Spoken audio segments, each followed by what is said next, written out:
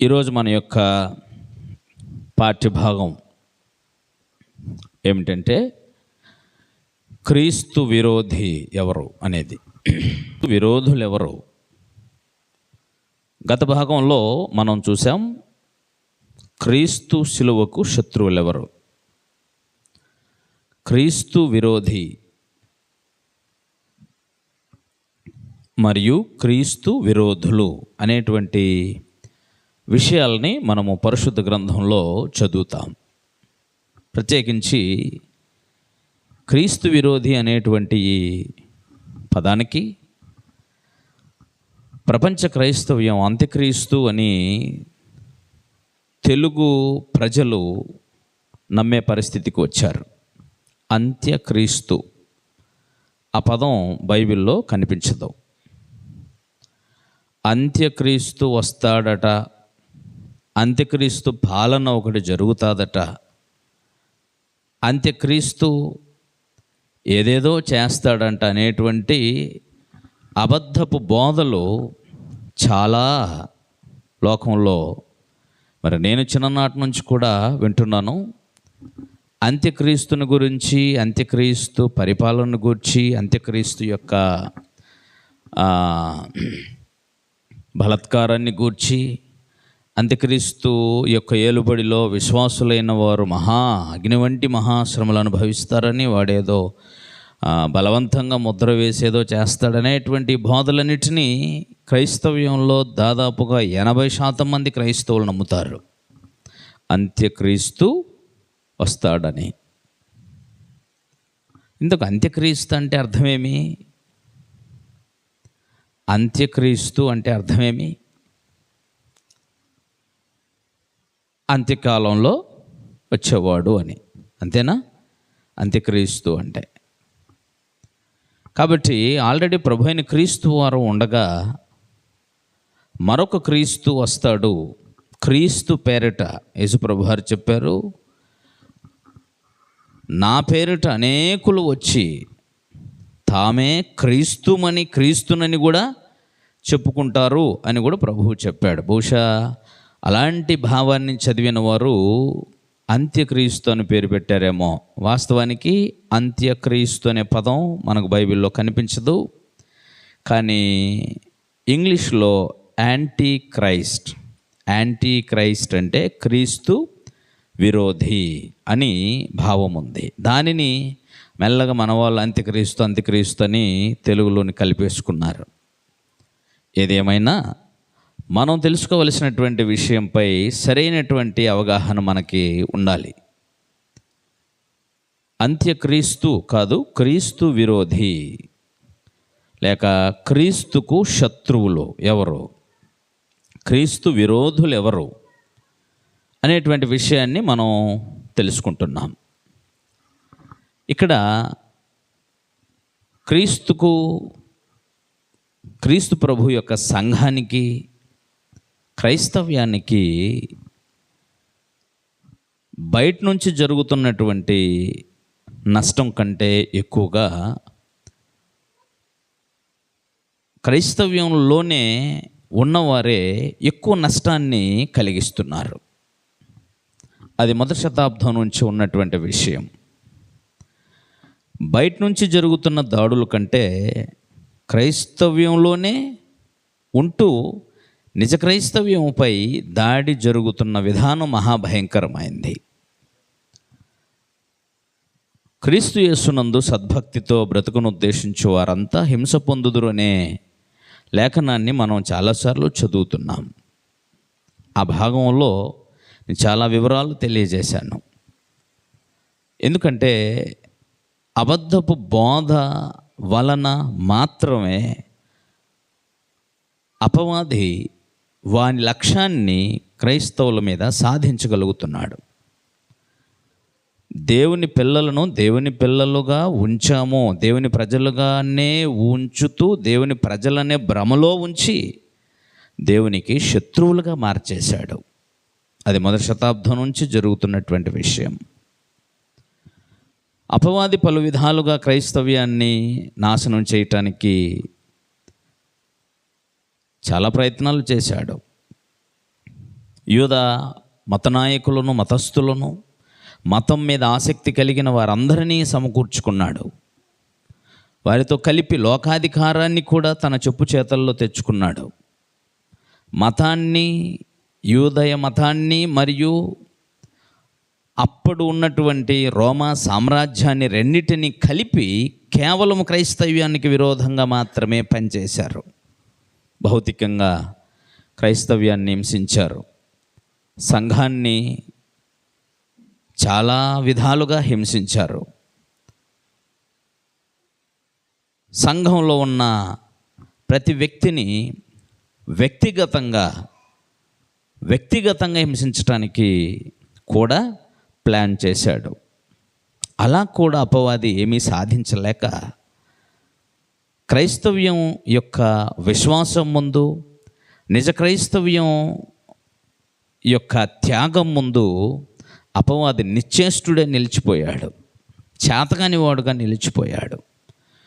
మొదటి శతాబ్దంలో ఉన్న సత్యమును నమ్మినటువంటి నిజ క్రైస్తవ్యం ప్రాణాలైనా ఇచ్చిందే కానీ లోకాధికారము భ్రమపెట్టినటువంటి భ్రమలకు కానీ, భయపెట్టినటువంటి భయాలకు కానీ, వారి బెదురులకు కానీ, అపవాది కుయుక్తికి కానీ జడిసి వెనక్కి తిరిగిన వారు కారు.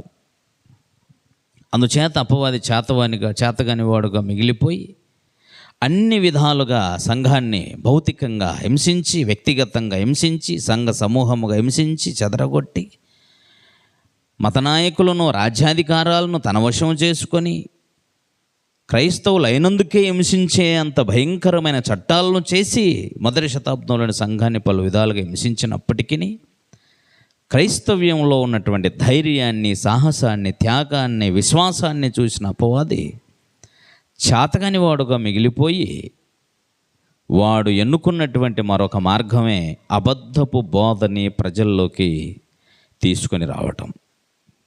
ప్రతి ఒరిజినల్ వెనకాల నకిలీని ప్రవేశపెట్టాడు. క్రీస్తుకు బదులు వేరొక క్రీస్తుని, వేరొక యేసును ప్రవేశపెట్టాడు. అపోస్తులకు బదులు వారి స్థానంలో దొంగ అపోస్తులను ప్రవేశపెట్టాడు. నీతి పరిచారకుల స్థానంలో ఆ పేరుతో దుర్నీతి పరిచారకులను ప్రవేశపెట్టాడు. దేవుని దాసులు అనేటువంటి స్థానంలో అపవాది దాసులను ప్రవేశపెట్టాడు.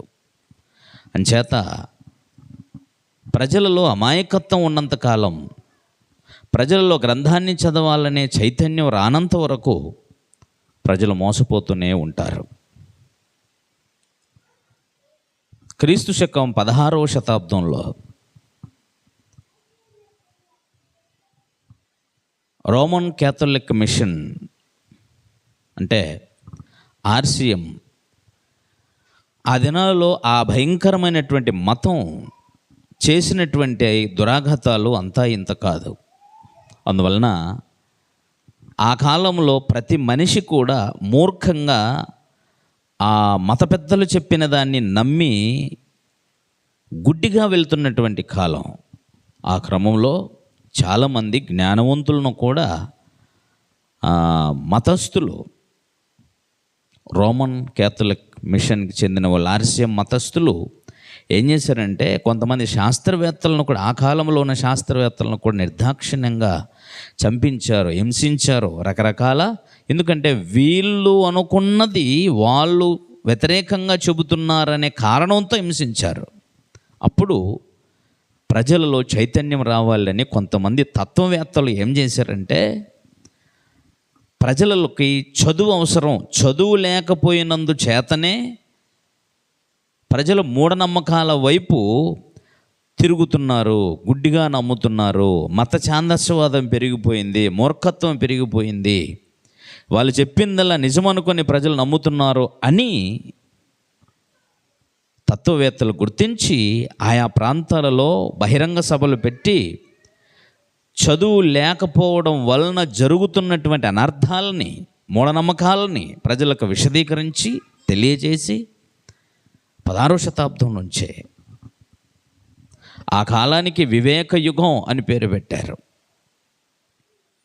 అలాంటి దానిలో నుంచి పుట్టుకొచ్చిందే హేతువాదం. హేతువాదం అంటే ఏజ్ ఆఫ్ రీజన్. అలాంటి తత్వవేత్తల్లో నుంచి పుట్టుకొచ్చిందే హేతువాదం. మీరు సత్యాన్ని పరీక్షించండి, పరిశీలించండి. సత్యం ఎటువైపు ఉంటే అటువైపు మీరు ఉండండి. సత్యం పక్షాన ఉండి అబద్ధంపై, అసత్యంపై ధ్వజమెత్తండి, దాడి చేయండి అనేది అసలైన సిసలైన హేతువాదం యొక్క లక్ష్యం. యాక్చువల్గా అదే హేతువాదం. కానీ అప్పుడు హేతువాదం నాస్తికత్వం కలిసిపోయింది. ఇప్పుడు వాళ్ళతో మనకు పని లేదు. నేను చెప్తున్నానంటే విద్యా విహీనత వలన మాత్రమే ప్రజలు మూఢనమ్మకాలు కలిగి మతనాయకులు చెప్పిన ప్రతిదానిని నమ్మి గుడ్డిగా నమ్మి మోసపోతున్నారు. కనుక ప్రజల్లో చైతన్యం తీసుకురావాలని ఆలోచించిన ఒకనాటి తత్వవేత్తలు ప్రజలకి విద్య అవసరం అని చెప్పారు. అందుకని చదువుకోవాలి చదువుకోవాలి చదువుకోవాలి అనేటువంటి ఆ నినాదంతో ఒక 300 సంవత్సరాల పాటు చాలా ఎక్కువగా వాళ్ళు ప్రయాసపడ్డారు. అంచేతనే ప్రపంచవ్యాప్తంగా ప్రతి వ్యక్తి చదువుకోవాలనేటువంటి ఒక సిద్ధాంతం, ఒక ప్రాతిపాదికన ప్రపంచవ్యాప్తంగా ప్రజలలో చైతన్యం తీసుకొచ్చారు. అలా చదువుకుంటున్నందుచేత మూఢనమ్మకాలు దాదాపుగా 70% ప్రజల్లో నుంచి తొలగిపోయాయి. ఇక మత ఛాందస్యవాదమే ఏలుతుంది అనుకోండి. నేను ఇక్కడ మీకు ఏం చెప్తున్నానంటే, ప్రజలు బైబిల్ని చదవనంత వరకు మనుషుల పారంపర్యాచారాలనే నమ్ముతూ వారి పెద్దలు, వారి మత పెద్దలు చెప్పినట్టువే నిజమనుకొని మోసపోయి సత్యాన్ని నమ్మనటువంటి పరిస్థితికి వచ్చేసారన్నమాట. అందుకే నేను చెబుతుంది, మోసపోవటానికి గల కారణం, మనుషుల పారంపర్యాచారాలను ఆచరించడానికి గల కారణం, సత్యమును గ్రహించకపోవటానికి గల కారణం మనుషులు గ్రంథాన్ని చదవకపోవడమే, పరిశుద్ధ గ్రంథమైన బైబిల్ని చదవకపోవడమే. వాడెవడో బైబిల్ విమర్శకుడు వచ్చేసి మీ బైబిల్లో ఈ తప్పులున్నాయి, ఆ తప్పులున్నాయి అని చెప్పేంతవరకు తప్పులు క్రైస్తవులకి ఆ విషయాలు ఎప్పుడు చదవలేదన్నట్టుగా ఆడెవడో చెబుతుంటే అమ్మో నిజమా అనుకొని క్రైస్తవుడైన వాడు గ్రంథాన్ని చదువుకునే సత్యం నమ్మకుండా ఆడెవడో చెప్పాడని ఈ హిందువుడుగా మారిపోయాడట, మతం మారాడట. ఆనే ఉన్నో పట్టుకొని భూతత్వంలో చూపించి ప్రపంచానికి చూసారా, ప్రపంచం అంతా తిరుగుముఖం పట్టింది.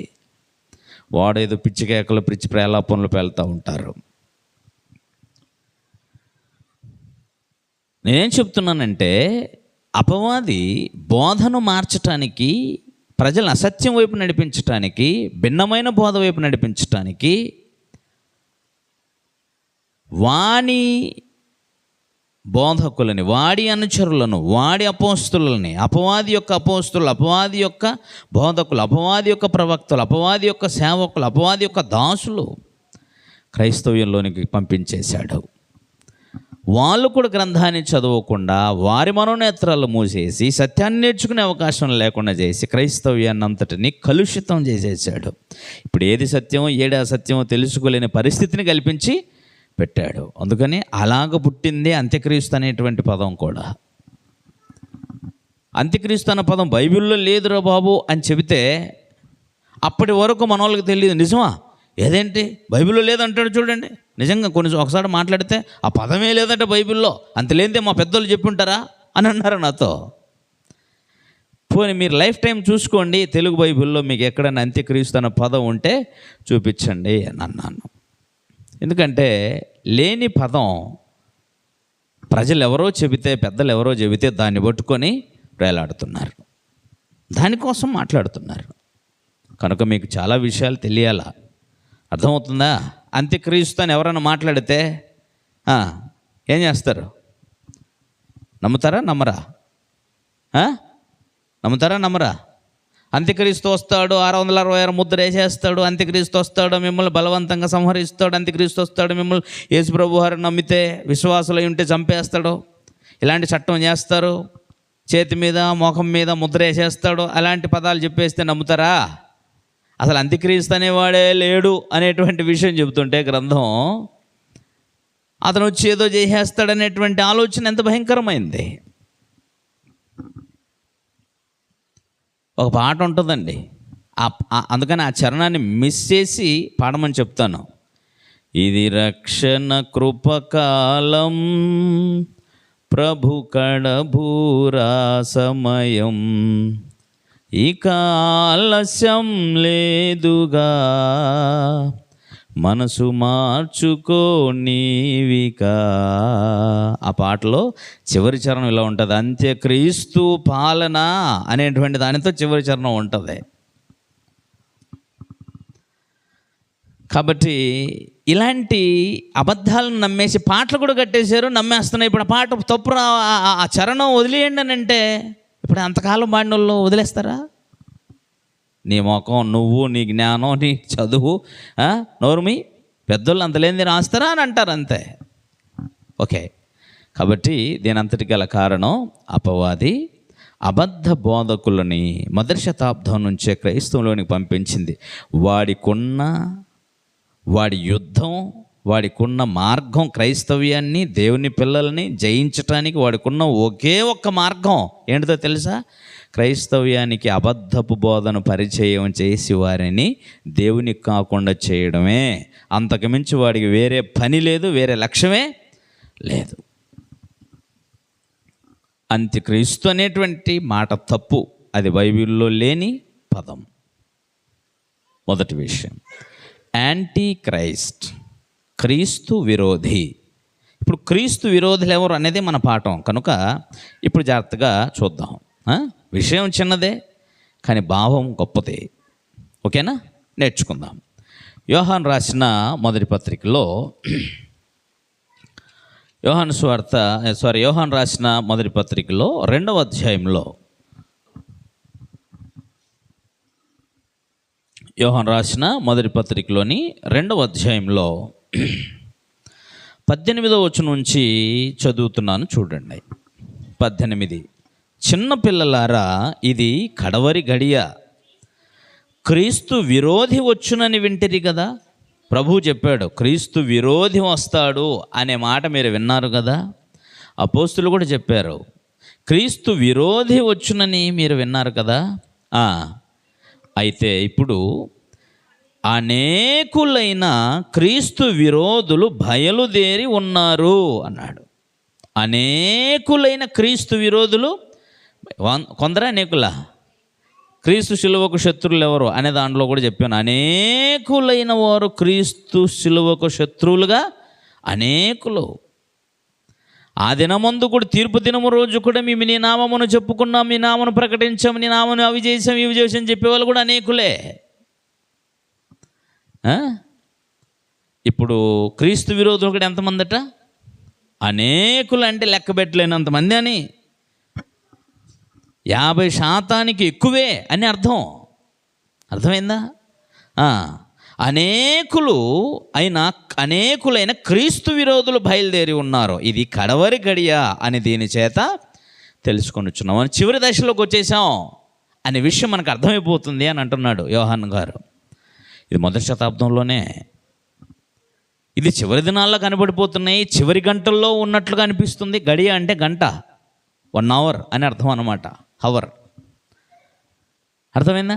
చివరి గడియ అంటే చివరి గడియల్లో చివరి గంటల్లోకి వచ్చేసాం మనం అనేటువంటి విషయాన్ని చెబుతూ వారిని జాగ్రత్త చేస్తున్నాడు. అనేకులైన క్రీస్తు విరోధులు బయలుదేరి ఉన్నారు, వారు మనలో నుండే బయలు వెళ్ళిరి, కానీ వారు మన సంబంధులు కారు. వారు మన సంబంధులైతే మనతో కూడా నిలిచి ఉందురు. అయితే వారందరూ మన సంబంధులు కారని ప్రత్యక్షపరచబడినట్లు వారు బయలు వెళ్ళిరి. ఎవరు?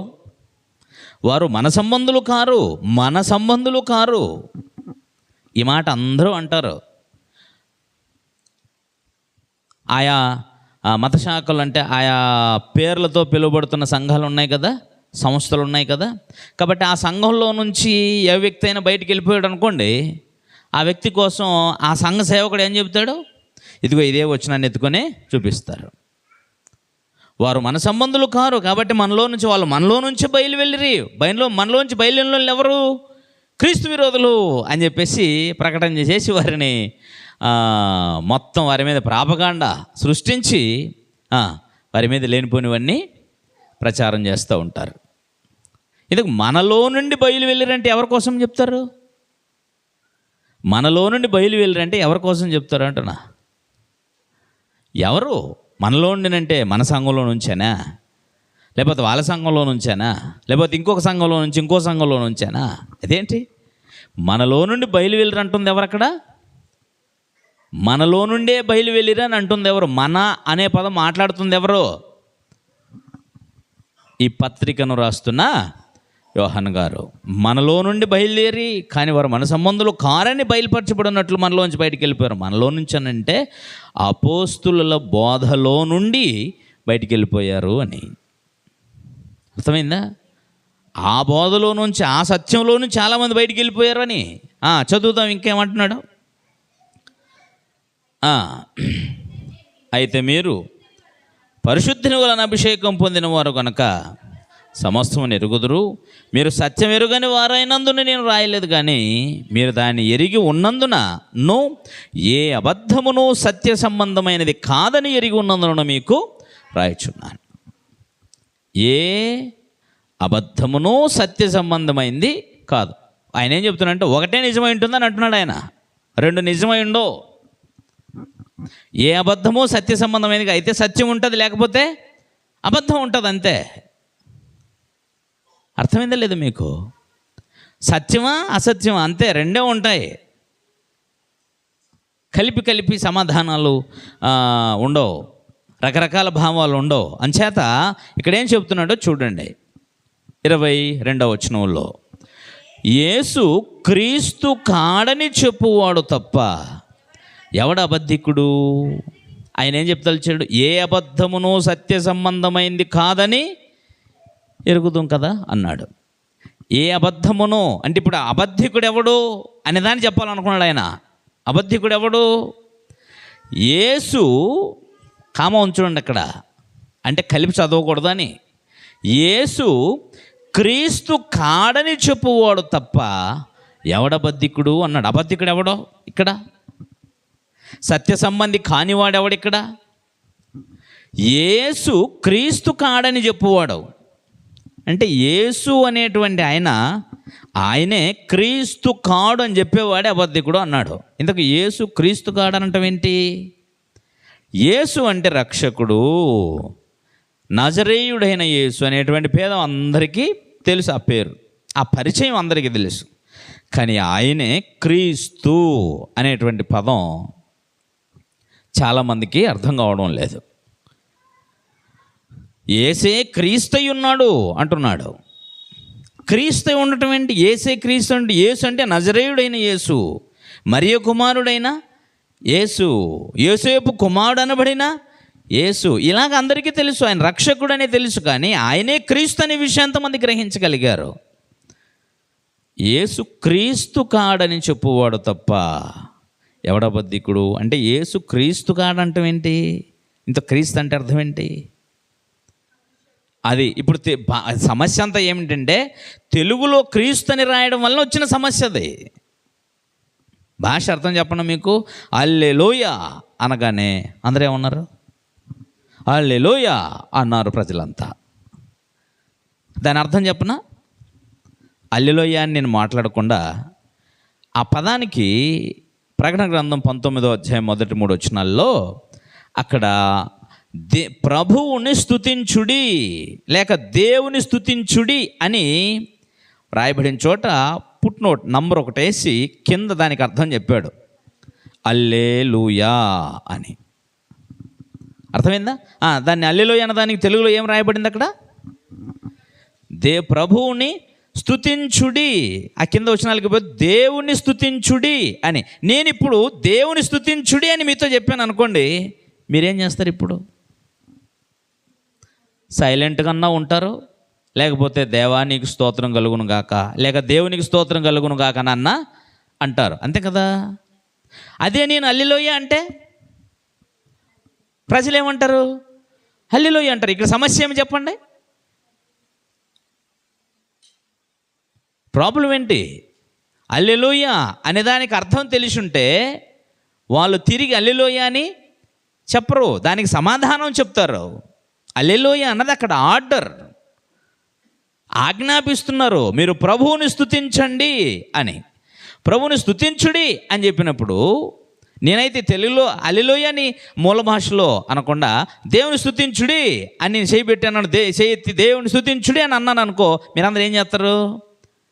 దేవునికి స్తోత్రం కలుగును గాక, లేకపోతే దేవానికి స్తోత్రం అని చెప్పగలుగుతారు. నేను హల్లెలూయా అంటే హల్లెలూయా అంటది. సమస్య ఏడుంది చెప్పండి. ఇప్పుడు భాష అర్థమైంది. ఇప్పుడు మీకు భాషకు అర్థం, భాష మారేసరికి జరుగుతున్న అపార్థం ఇది.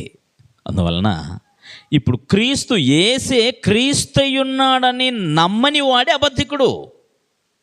అంటే క్రీస్తు అంటే ఏమని? క్రీస్తు అంటే అభిషిక్తుడు. క్రీస్తు అనేటువంటి పదం ఒరిజినల్గా ఈయన ఎవరు? క్రీస్తు అని మెస్సియా అని. ఎవరు? మెస్సియా అంటే అభిషిక్తుడు. మెస్సియా అనేటువంటి ఆయన కోసము ఏం రాయబడింది? ఆయన ఏలుబడి చేసేవాడు అని అర్థం. అర్థమైందా? మెస్సియా అనేదానికి అర్థం ఏంటి? బాగా వినాలి మీరు. ఇదంతా మళ్ళీ తర్వాత నేర్చుకొని తెలియని వారికి కూడా చెప్పేటట్టుగా వినండి, అశ్రద్ధగా వినకండి, ఓకేనా? కాబట్టి మెస్సయ్యా అనేటువంటిది రాజు అని అర్థం. మెస్సయ్య అంటే అభిషేక్తుడు. ఎవరిని అభిషేకిస్తారు? రాజును అభిషేకిస్తారు. లేకపోతే ఎవరిని అభిషేకిస్తారు? యాజకులను అభిషేకిస్తారు. అంతే, వాళ్ళిద్దరికీ అభిషేకం వాక్యానుసారంగా. అలాంటప్పుడు మెస్సియా అంటే క్రీస్తు అంటే అర్థం ఏంటనమాట? అభిషక్తుడు అని. అక్కడ మాత్రం సరిగ్గా క్రీస్తు అన్న చోట పుట్నోటేసి కింద అభిషక్తుడు అని రాశారు. మరి అభిషక్తుడు గ్రీకు భాషలో అభిషక్తుడు అని చెప్పినప్పుడు అభిషక్తుడు అంటే రాజు అని. రాజు అంటే రాజ్యం లేని రాజు అంటారా? యేసు ప్రభు వారు రాజు అంటే ఇక్కడ అర్థం ఏంటి? యేసు రాజు ఉన్నాడు, యేసే రాజై ఉన్నాడు, రాజ్యమును కలిగిన వాడు రాజు. దేవుని రాజ్యానికి యేసే రాజై ఉన్నాడనేటువంటి విషయము 85% లేక 90% మంది క్రైస్తవులు నమ్మరు. యేసు రాజ్యం వచ్చింది, యేసు రాజ్యానికి యేసు క్రీస్తే ఉన్నాడు అంటే ఆయనే రక్షకుడే రాజై ఉన్నాడనే విషయం అపోస్తులు ఇంత స్పష్టంగా చెబుతుంటే దీన్ని ఎవడో నమ్మట్లా. వీళ్ళందరూ ఎవరు మరి? ఇప్పుడు ముందే చెప్పేశా, అబద్ధికుడు అబద్ధాన్ని ప్రజల్లోకి తీసుకొచ్చేసి కన్ఫ్యూజ్ చేసి పడేసి సత్యం నమ్మకుండా చేసేసాడు. యేసు ఏమై ఉన్నాడు? రాజు. అయినా ఎవరైనా రాజు, రాజ్యం లేని రాజు అయినా. ఆయన రాజ్యం ఏంటి? సంఘం ఆయన రాజ్యం. అందుకని యేసు క్రీస్తయున్నాడని ఎవడైతే చెప్పడో వాడెవరు? అబద్ధికుడు. యేసు క్రీస్తు కాడని చెప్పేవాడు అబద్ధికుడు. యేసు క్రీస్తు కాడు అంటే రాజు కాడు అని చెప్పేవాడల్లా అబద్ధికుడు. అంటే వాడెవరు ఏ సంబంధి కాడు? సత్య సంబంధి కాడు అని చెప్పేశాడు. ఇప్పుడు మీరు క్రైస్తవ్యాన్ని అడగాల్సింది, యేసు రాజా కాడా? ఆయన రాజ్యం ఉందా లేదా? ఆయనకు రాజ్యం ఉందా? రాజ్యం లేని రాజు అయినా? రాజ్యం లేని వాడిని రాజు అంటారా? కాబట్టి ఆయన రాజుగానే ఒప్పుకుంటున్నావా? మీరు దాన్ని అడిగారు అనుకున్న క్రైస్తవ్యానికి చాలామందికి యేసు రాజు అనేటువంటి విషయం చాలామందికి తెలియదు. ఎందుకంటే రాజ్యమే రాలేదురా బాబు, రాజ్యం ఎప్పుడో వస్తుంది అని నమ్ముతున్నారు ఎక్కువ శాతం మంది క్రైస్తవులు. ఇప్పుడు వీళ్ళందరూ ఎవరని చెప్తుంది గ్రంథం? మన మాట కాదు అది, మనం ఎందుకు అనాలి? యేసు క్రీస్తు కాడని చెప్పువాడే అబద్ధికుడు. దానికోసం అపోస్తులు చాలా బలముగా నొక్కి చెప్పారు. అర్థమైందా? అపోస్తులైన పౌలు గారు తన సువార్త పరిచర్యలో కూడా చాలా విషయాలు చెప్పారు. నేను అవన్నీ ఇంకా వివరిస్తే సమయం చాలదు. 5వ అధ్యాయం 1వ వచనం చూడండి. అందులోనే పౌలు గారు చెప్తున్నారు, యోహాన్ గారు చెప్తున్నారు, యేసే క్రీస్తయున్నాడని నమ్మే ప్రతివాడు దేవుని మూలంగా పుట్టినోడు అని అన్నాడు. ఎవరు? యేసే క్రీస్తై ఉన్నాడు, యేసే రాజై ఉన్నాడు అనేవాడే ఎవరి మూలంగా పుట్టినాడు? దేవుని మూలంగా పుట్టినాడు. ప్రతి మనుషుడు. ఓకేనా? రైట్. ఇప్పుడు పాఠంలోకి వెళ్తున్నాం మరలా. ఇప్పుడు ఒక విషయం తేల్చేశాడు ఆయన. ఏం తేల్చాడు? ఎవడబద్ధికుడు, సత్య సంబంధి కాని అబద్ధికుడు ఎవడు అని అంటే, యేసు రాజై ఉన్నాడు, యేసు అభిషక్తుడు, యేసే మెస్సియగా వచ్చాడు, యేసే రాజ్యము కలిగిన రాజు అని నమ్మని వాడే అబద్ధికుడు. అయిపోయింది. ఎంత పెద్ద ప్రసంగాలు చేసినా, బైబిల్ అంతా కంఠస్థం చేసి టీచింగ్ చేసినా, యేసుని రాజుగా ఒప్పుకోకపోతాడు ఎవడో. అది బైబిల్ ఇచ్చిన స్టేట్మెంట్. కాదనడానికి మనం ఎవరు? నెక్స్ట్ ఇంకేమంటున్నారు? ఎస్, ఎంత బాగుందో చూడండి. 22వ వచనంలో, తండ్రిని కుమారుణ్ణి ఒప్పుకోనని వీడే. ఇప్పుడు మనం ఏ పాయింట్ మళ్ళా, క్రీస్తు విరోధి ఎవడు? 2 విషయాలు చెప్పాలనుకున్నాడు ఆయన. అబద్ధికుడు ఎవడో చెప్పాలనుకున్నాడు, చెప్పేశాడు. ఇప్పుడు క్రీస్తు విరోధి ఎవడు? తండ్రిని కుమారుణ్ణి ఒప్పుకొనని వాడే క్రీస్తు విరోధి. తండ్రిని కుమారుణ్ణి. ఇప్పుడు తండ్రిని కుమారుణ్ణి ఒప్పుకొనని వాళ్ళు ఉన్నారా? తండ్రిని కుమారుణ్ణి ఒప్పుకొనని వాళ్ళు ఉన్నారా? ఉన్నారా లేరా? ఉన్నారు చాలామంది. తండ్రి ఎవరో మాకు తెలియదయ్యా, మాకెవరో తెలుసు, యేసుప్రభు ఒక్కడే తెలుసు అన్నాడు అనుకో, ఈడెవడు? క్రీస్తు విరోధి. క్రీస్తు విరోధి. ఎంత చాలా చాలా చాలా చాలా విషయాలు విన్నాను నేను బయట.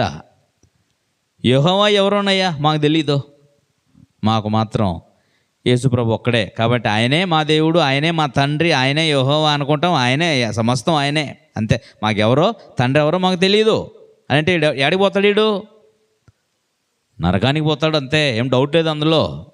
వాడు ఎందుకంటే క్రీస్తు విరోధి వాడు. యేసుప్రభు వారు తండ్రితో ప్రార్థన చేసేటప్పుడు యోహాను సువార్త 17వ అధ్యాయము 3వ వచనంలో రాయబడింది చూడండి. యోహాను సువార్త 17వ అధ్యాయం 3వ వచనంలో, అద్వితీయ సత్యదేవుడు అయిన నిన్నును నీవు పంపిన యేసుక్రీస్తును ఎరుగుటయే. యేసుక్రీస్తును పంపిన ఇంకొక ఆయన ఉన్నాడు, ఆయనను గూర్చి యేసుప్రభు ఇలా చెప్పాడు. మొదటి వచనంలో, ఆకాశం వైపు కన్నులెత్తి ఇట్లా నేను తండ్రి అన్నాడు. ఏమన్నాడు? ఆ తండ్రితో చెబుతున్నాడు, నాయన నిన్ను నీవు పంపిన యేసుక్రీస్తుని ఎరుగుటయే నిత్య జీవం. ఒక నిత్య జీవానికి వెళ్ళాలంటే తండ్రిని కుమారుణ్ణి ఎరగాలి. తండ్రిని కుమారుణ్ణి అక్కడ ఎరగాలి. ఇక్కడేం చేయాలి? ఒప్పుకోవాలి. ఏమని? తండ్రిని కుమారుణ్ణి ఒప్పుకోవాలి. ఇంకా కుమారుణ్ణి ఒప్పుకొనని ప్రతివాడును తండ్రిని అంగీకరించువాడు కాడు. కుమారుని ఒప్పుకునేవాడే తండ్రిని అంగీకరించేవాడు. అంటే కుమారుడే తండ్రిగా వచ్చాడనే ఒప్పుకోవటమా? నువ్వు క్రీస్తుని కుమారుడుగా ఒప్పుకున్నావంటే ఎవరున్నారని అర్థం? తండ్రి ఉన్నాడని అర్థం. తండ్రిని నువ్వు ఒప్పుకున్నావు అని అంటే యేసుక్రీస్తు ఎవరని చెప్తావు? కుమారుడు, దేవుని కుమారుడు అని చెప్తావు. అదే రూల్, అదే విశ్వాస ప్రమాణం. తండ్రిని కుమారుణ్ణి ఒప్పుకొనని వాడే క్రీస్తు విరోధి. క్రీస్తు విరోధి ఎవరో? ప్రశ్న. తండ్రిని కుమారుణ్ణి ఒప్పుకొనని వాడే క్రీస్తు విరోధి. తండ్రిని తండ్రిగా, కుమారుణ్ణి కుమారునిగా ఒప్పుకునేవాడే క్రీస్తు విరోధి. అందులో ఏమాత్రం మీకు అనుమానము అక్కర్లేదు. ఇంకా చదువుతారా? చదువుతాం. 4వ అధ్యాయంలో 3వ వచనం చూడండి. 4వ అధ్యాయం 3వ వచనంలో, 2వ వచనంలో, యేసుక్రీస్తు శరీరధారి అయి వచ్చనని ఏ ఆత్మ ఒప్పుకొనునో అది దేవుని సంబంధమైంది. ఏ ఆత్మ యేసును ఒప్పుకోదో అది దేవుని సంబంధమైంది కాదు. దీనిని బట్టే దేవుని ఆత్మను మీరు ఎరుగుదురు. క్రీస్తు విరోధి ఆత్మ వచ్చునని మీరు విన్న సంగతి కూడా ఇదే. ఇదివరకే అది లోకంలో ఉంది అన్నాడు. లోకంలో ఆల్రెడీ ఉందట. ఏది? యేసుక్రీస్తు శరీరధారిగా వచ్చాడు అని ఒప్పుకొనని వాడు దేవుని సంబంధి కాడు.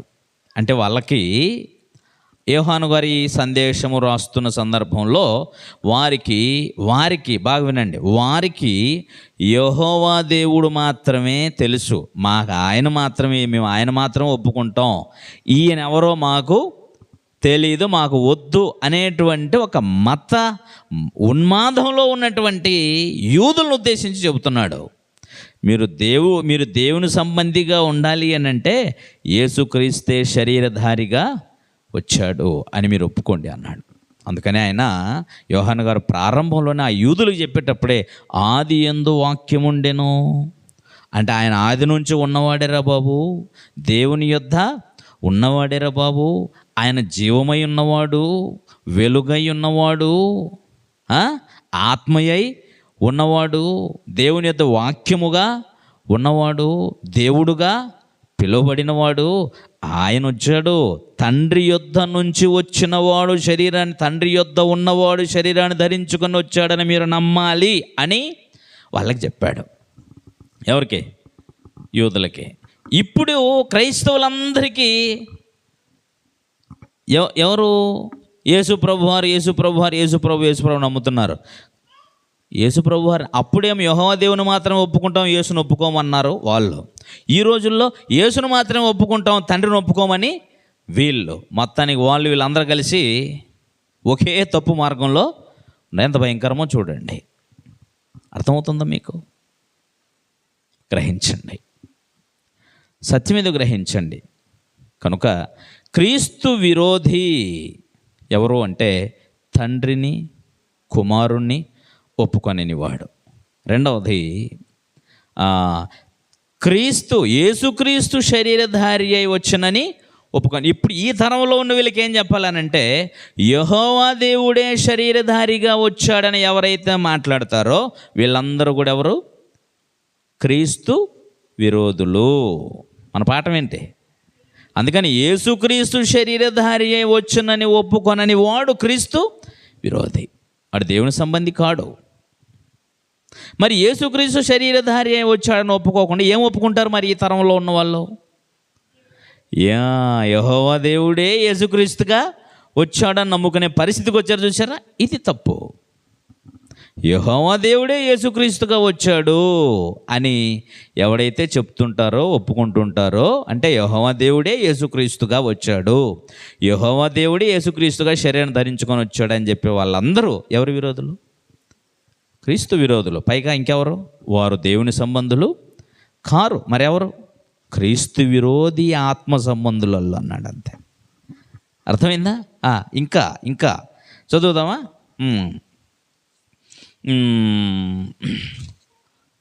యోహాను రాసిన 2వ పత్రికలోకి రండి.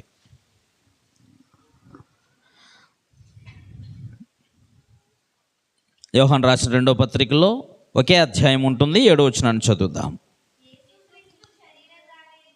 యేసుక్రీస్తు శరీరధారి అయి వచ్చనని ఒప్పుకొనని వంచకులు అనేకులు లోకంలో బయలుదేరి ఉన్నారు. అట్టివాడే వంచకుడును క్రీస్తు విరోధినై ఉన్నాడు. ఎవరు క్రీస్తు విరోధి? ఎవరు వంచకులు? యేసుక్రీస్తు శరీరధారి అయి వచ్చనని ఒప్పుకొనని వాడు. మరి ఎవరు వచ్చారని చెప్పుకుంటారు? మరి యెహోవా దేవుడే యేసుక్రీస్తు అవతారం ఎత్తొచ్చాడు.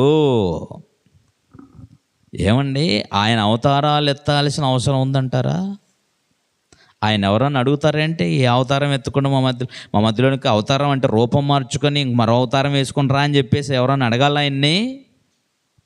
అంత అవసరం ఉందా ఆయనకి? దేవుని స్థానాన్ని తగ్గించేటువంటి బోధలు ఎన్నో వచ్చేసాయి. యెహోవా దేవుడే యేసుక్రీస్తుగా వచ్చాడా? ఇంకా తర్వాత ఏమన్నాడు చూద్దామా? మేము మీ మధ్యను నెరవేర్చిన కార్యం చెడగొట్టుకోకుండా మీరు పూర్ణ ఫలం పొందినట్లు జాగ్రత్తగా చూసుకోండి. ఆయన 9-10 వచనాల్లో క్రీస్తు బోధ నిలిచి ఉంటానే దాని గురించి చెప్పాడు. క్రీస్తు బోధ ఏమైందో చదువుదాం.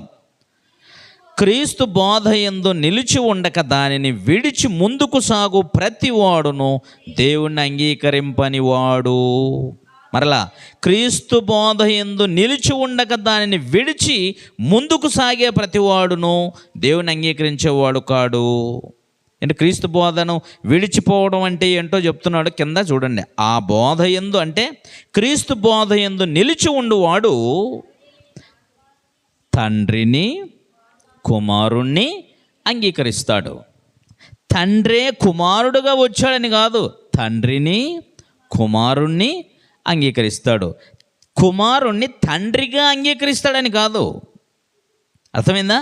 తండ్రిని తండ్రిగా, కుమారుణ్ణి కుమారునిగా అంగీకరించటం. అప్పుడు ఎవరి సంబంధి వాడు? దేవుని సంబంధి. ఎవరి బోధలో నిలిచి ఉన్నట్టు? క్రీస్తు బోధలో నిలిచి ఉన్నట్టు. తర్వాత ఏమన్నాడు చూడండి 10వ వచనంలో, ఎవడైనాను ఈ బోధను మీ యొద్దకు తేకుండా, మీ యొద్దకు ఎవడైనా వస్తే వాడిని మీ యొద్ద మీ ఇంటి చేర్చుకోవద్దండి. శుభమని వానితో చెప్పొద్దు. శుభమని చెబితే వాని పాపంలో మీరు కూడా పాలివాళ్ళు అయిపోతారు. ఈ బోధను మీ యొద్దకు తేక అంటే ఏ బోధ? క్రీస్తు బోధ. క్రీస్తు బోధ ఏముంది? తండ్రిని కుమారుణ్ణి ఒప్పుకొనడం క్రీస్తు బోధ. ప్రభువు చెప్పాడు, బాబు నేను ఉన్నా, నా తండ్రి కూడా ఉన్నాడు. నా తండ్రి పని చేస్తున్నాడు, నేను కూడా పనిచేస్తున్నా. నా తండ్రి నన్ను పంపించాడు కనుక నేను వచ్చాను. నా తండ్రి ఆజ్ఞాపించింది నేను చెప్తాను. నా తండ్రి చేయమన్నది నేను చెబుతాను. నా తండ్రి ఇష్టాన్ని నెరవేర్చడానికి నేను వచ్చాను. ఇవన్నీ చెప్తున్నాడంటే అర్థమేమి? ఏదో యాక్షన్ చేయడానికి వచ్చాడు యేసుప్రభు వారు. ఎవరికైనా సమాధానం చెప్పుకోవాలా ఏంటైనా?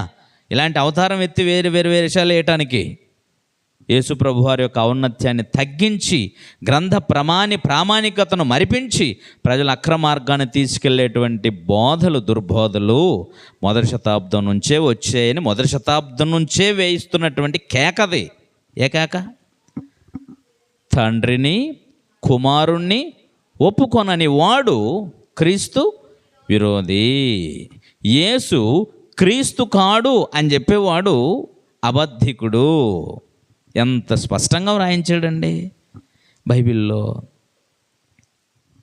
ఏమండి, యేసే యెహోవా, యేసే అంటే ముందున్న యెహోవా దేవుడే యేసు క్రీస్తుగా వచ్చనని ఒప్పుకొనని వాడు క్రీస్తు విరోధి ఉందా? యెహోవా దేవుడే యేసు క్రీస్తుగా వచ్చాడు అని ఒప్పుకొనని వాడు క్రీస్తు విరోధి ఉందా?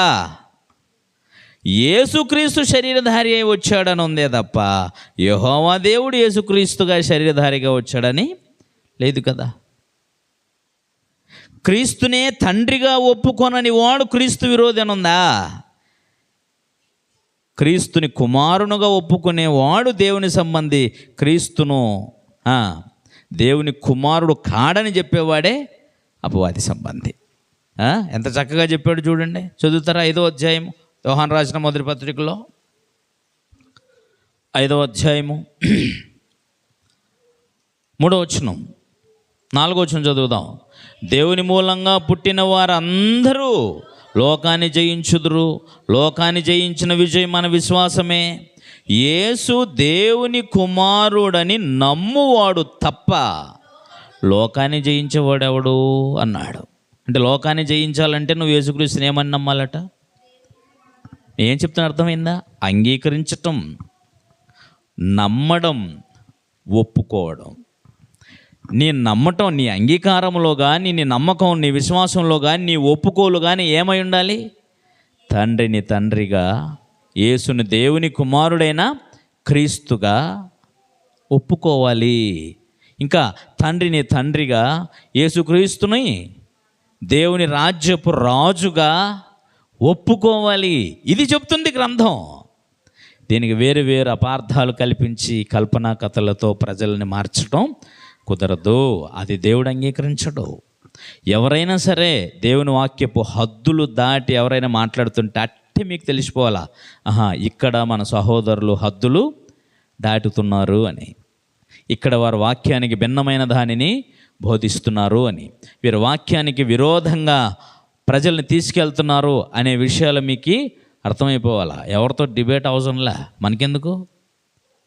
తాను నమ్మిన దానిని ప్రజలపై తీసుకెళ్తే ఎంతమందిని ప్రభావితం చేస్తారో వాళ్ళందరినీ గూర్చి ఆ ప్రభావితమైన బోధ చేసిన వాడు ఏం చేయాలి?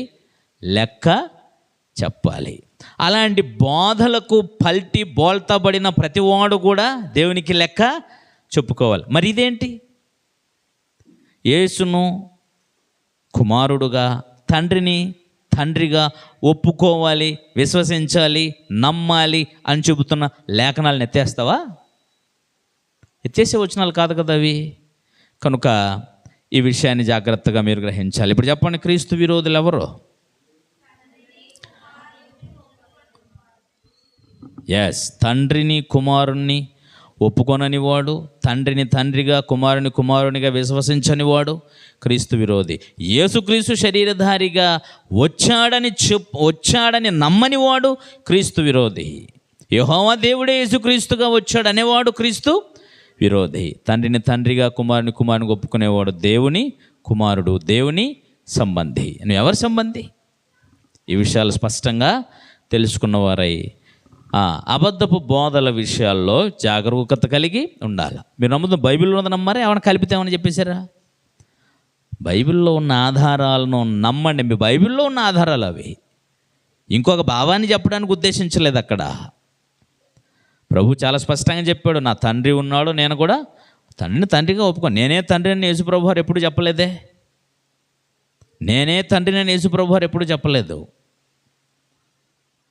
ముగ్గురు ఒకడై ఉన్నామనే విషయం ఎప్పుడు చెప్పలే. పరిశుద్ధాత్ముడు చెప్పలా, యేసుప్రభు వారు చెప్పలా, తండ్రి కూడా ఎప్పుడు ఆయన సాక్ష్యం చెప్పలా. ఆయన తన కుమారుని గురించి ఇచ్చిన సాక్ష్యం ఉంది, ఈయన నా కుమారుడు అని. అంతేగాని ఈయనే మా ముగ్గురులో ఒక్కడే ఉన్నవాడని తండ్రి ఎప్పుడైనా సాక్ష్యం ఇచ్చాడా? యేసుప్రభు వారు మీ ముగ్గురమై ఉన్నామని చెప్పాడా? పరిశుద్ధాత్మ మీ ముగ్గురమై ఉన్నామని చెప్పాడా? ముగ్గురం ఒకటే ఉన్నామని చెప్పాడా? మరి ఎందుకు త్రియేక దేవుడు అన్న పదం ఊరికే వాడతారు? బైబిల్లో లేని వాటిని నమ్మటం, మాట్లాడటం, ప్రకటించటం, ఒప్పుకోవటం అనేదంతా కూడా క్రీస్తుకు విరోధులైన వారు చేసే మాటలు. ఎందుకు? బైబిల్లో ఉన్న క్రమం అనుసరించు, లేని దానికోసం ఎందుకు బోధ మాట్లాడటం? ఎందుకు? ఒక క్రమం ఉంది బైబిల్లో. దైవికమైన విషయాల్లో వ్యర్థమైన మాటలు ఎవరు మాట్లాడకూడదు, వ్యర్థంగా దేవుని నామాన్ని ఉచ్చరించకూడదు, బైబిల్ యొక్క హద్దులు దాటి ఎవరు వెళ్ళకూడదు. ఎవరైతే ఏమి, ఒకడు పరలోకం వెళ్ళాలంటే మాత్రం దైవ నియమంలోనే ఖచ్చితంగా ఉండాలి. ఓకేనా? కాబట్టి జాగ్రత్తగా ఆలోచించి అర్థం చేసుకొని బ్రతకటానికి ప్రయత్నం చేయండి. తెలియని వారికి ఇలాంటి ఆధారాలను చూపించి మాట్లాడండి. ఇది బైబిల్లో ఉన్న వచనమా కాదా అని మాట్లాడండి. Okay, right. ప్రార్థించుకుందాం.